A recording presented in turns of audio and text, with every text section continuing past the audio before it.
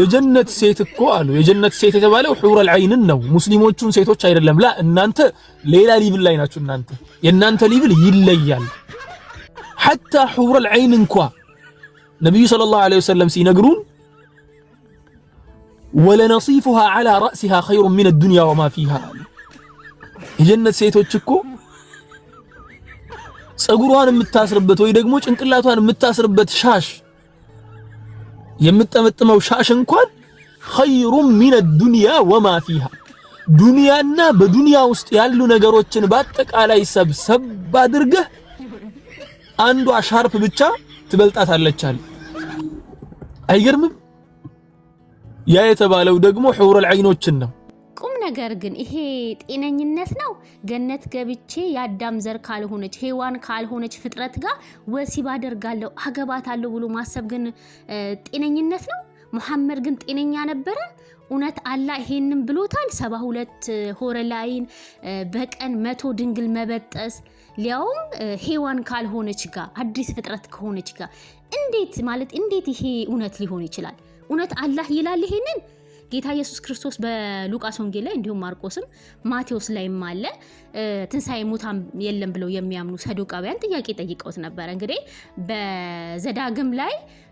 አንድ ሰው ዘሩን ሳይተካ ከሞተ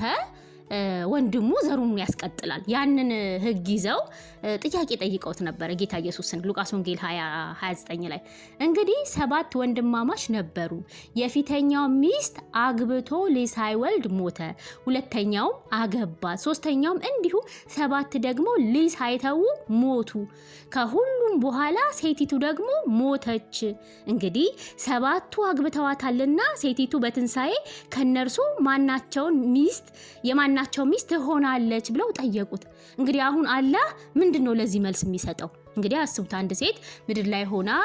7 ወንዶች አግብታ ነበረ ሲሞቱባት ያገባች ማለት ነው ሶ በጀነት የማት ሆናለች እንግዲህ አስቡት ጌታ ኢየሱስ ምን አለ ኢየሱስም መልሶ እንዲያላቸው የዚህ ዓለም ልጆች ያገባሉ ይጋባሉ ያን ዓለምና ከሙታን ትንሳኤ ሊያገኙ የሚገባቸው እነዚያ ግን አያገቡም አይጋቡም እንደ መላእክት ናቸውና ይላል ስለዚህ በመንግስተ ሰማያት ማግባት መጋባት አዲስ ፍጥረት ምናምን የሚባል ነገር የለም ተርመዚ 1663 ላይ አላ ሻድ ለሚሆኑ ሰዎች 6 ነገሮች ቃል እንደገባላቸው ከዛ ውስጥ አንዱ 72 ሆረ ላይ ሚስት እንደሆነ ማለት ነው እንዲሁም በቁርአን ሱራ 56:35 እኛ አዲስ ፍጥረት አድርገን ለነሱ ፈጠርናቸው ደናግሎችም አደረግናቸው የሚለው እንደምትመለከቱት ተፍሲሩ አንድ ወንድ በቀን ከመቶ ሴቶች ጋር ወሲባዊ ግንኙነት እንደሚያደርግ አለ ሐፊዝ አቡ አብደላ አልመቅድስ ምን አለ ይሄ ሐዲስ ሳሂህ ነው አላህ ያቃል ብሎ ተናግሯል ይሄ ሐዲስ ሳሂህ እንደሆነ ማለት ነው እንግዲህ አስቡት አንድ ጤነኛ ሰው ምድር ላይ ተቀምጦ ይሄንን ካሰበ ጤንነት ነው እውነት መሐመድ ጤነኛ ነበር